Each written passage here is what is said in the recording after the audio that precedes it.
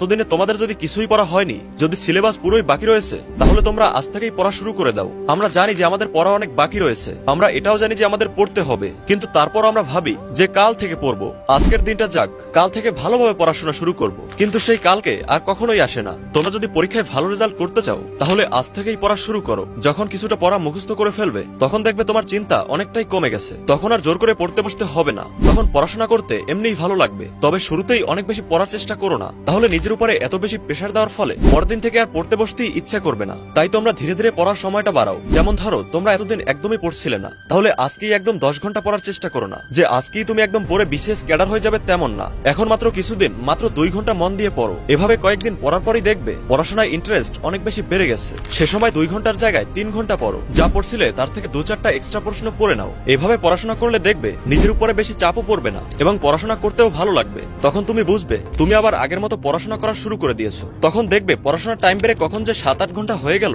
তা তুমি নিজেও বুঝতে পারবে না।